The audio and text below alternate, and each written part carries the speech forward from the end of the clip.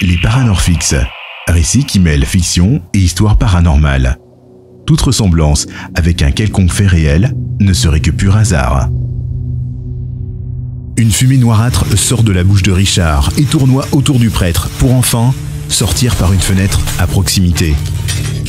Après dissipation de la fumée, Richard reprend ses esprits. Le doute l'envahit sur ce qu'il vient de se passer. Éliminer si rapidement une entité malfaisante, d'après ce qu'il a lu, c'est impossible. Il se met à la recherche d'un spécialiste du paranormal, quelqu'un de fiable et de sérieux dans ce domaine.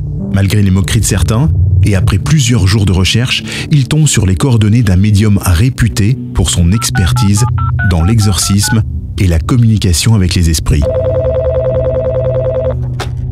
Le médium lui conseille de faire appel à un prêtre pour se débarrasser de l'entité qui pourrait continuer à le hanter. Vous savez, jeune homme, il n'est pas recommandé d'ouvrir des portails seuls entre nous et l'autre côté. Voyez avec le prêtre Benoît, il est bien plus qualifié.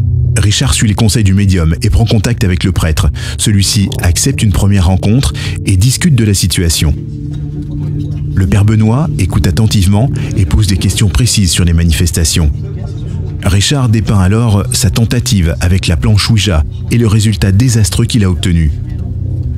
Le prêtre lui explique que cette méthode est dangereuse pour communiquer, car elle ouvre une porte qui peut être difficile à refermer si l'on ne fait pas ce qu'il faut. Vous savez, mon fils, je peux bénir cet endroit pour l'instant, mais je ne vous garantis rien. Après leur discussion, le prêtre décide de réaliser une bénédiction de la maison et du lieu où Richard a fait apparaître l'entité.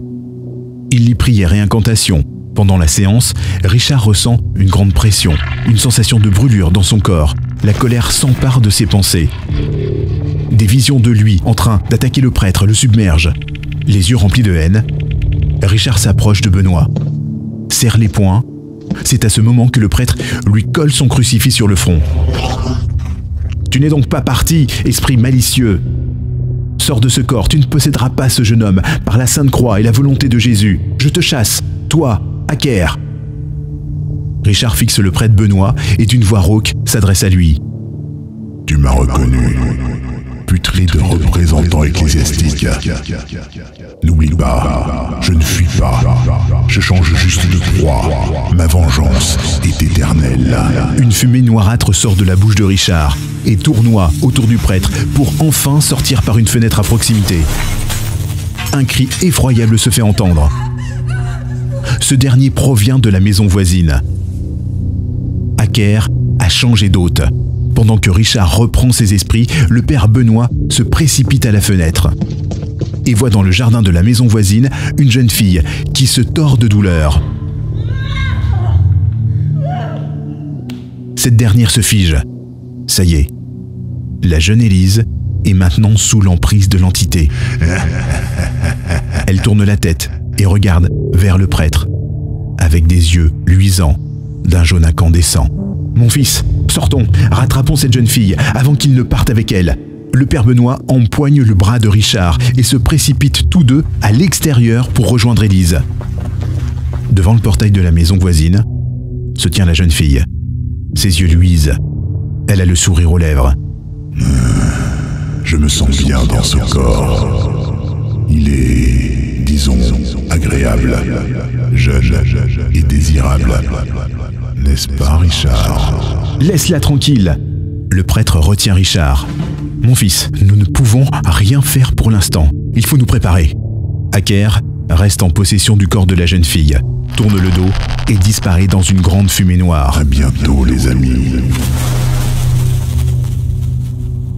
Le prêtre Benoît et Richard ont une mission toute trouvée. Traquer Aker et récupérer Élise, saine et sauve. Leur préparation commence. Le lendemain, au journal télévisé du soir. Mesdames et messieurs, bonsoir. On commence avec ce premier titre.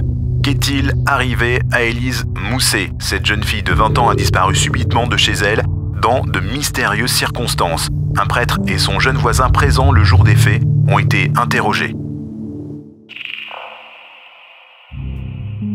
Si vous avez aimé ce récit, vous pouvez mettre un pouce, un commentaire, vous abonner, vous êtes habitué.